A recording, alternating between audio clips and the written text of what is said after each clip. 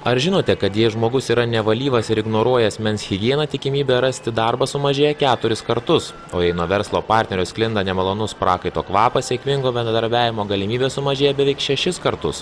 Higienos specialistai gauna medikų skundų iš mokyklų, darželių, kad nemažai vaikų ateina nenusiprausę, nėra prižiūrėti.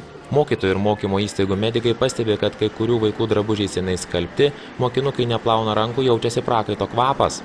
Sveikatos priežiūros specialistai atkreipė dėmesį, kad rūpinti savo higieną žmogus turi pradėti vaikystėje, nes vėliau išsiugdyti tinkamos gyvensenos principus bus daug sunkiau.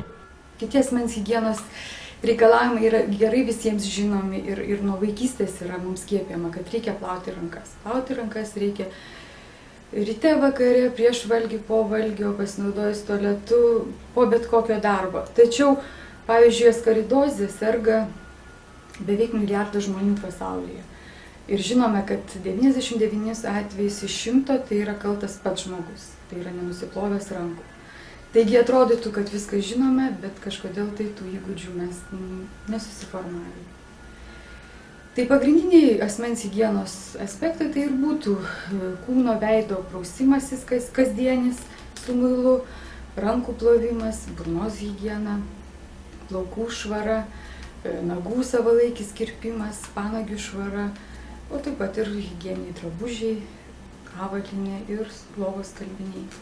Asmens higienos ignoravimas brangiai kainuoja ir pačiam žmogui, ir valstybei. Nesilaikydamas elementarių higienos reikalavimų, žmogus vėliau neretai priverstas išleisti kur kas daugiau pinigų vaistams ilgam gydymui. Ligų, kurias sukelia švaros stoka kompleksas, labai platus. Pradedant burnos higieną ir dėl jos trūkumo kylančias problemas, medikai gali vardinti ligas, su kuriomis galime susidurti, ignoruodami elementarių švaros principus.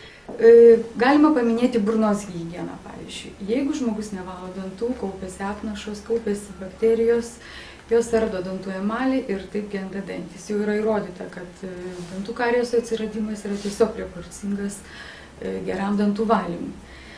Dantų gydymas kainuoja brangiai. Jeigu yra daug nesveikų dantų, kenčia maisto sukramtymas. Tada žmogus maistą blogai sukramto, maistas yra blogai virškinamas, blogai pasisavinimas, gali prasidėti virškinimo sistemos sutrikimai. Kita dalis, kita grupė ligų, taip vadinamas nešvarių rankų ligos. Atrodytų labai paprasta, tačiau nenusiplovus rankų mes galime pasigauti daugybę žarnyno infekcijų. Tai pradedant ir salmoneliozė, dizenterija, hepatitais, kirmėlinės įvairiausios parazitinės ligos. Galima būtų minėti ir odos pūlinės ligas. Taip pat galima minėti ir pėdų grybelį, kuris yra labai sunkiai gydomas ir kurio yra pagrindinė priežastis atsiradimo, tai yra bloga asmens higiena. Net jei nekalbėtume apie įvairių ligų riziką, yra daugybė kitų nemažiau svarbių dalykų susijusių su asmens higiena. Pirmiausia, švarus, kvepiantis, susitvarkęs žmogus visuomet pats jausis geriau. Aplinkiniams su juo taip pat bus maloniau bendrauti. Tuo tarpu blogas kūno kvapas gali tapti pagrindiniu įvairių nesutarimų šaltiniu, tiek darbe kolektyve, tiek ir asmeninėme gyvenime šeimoje.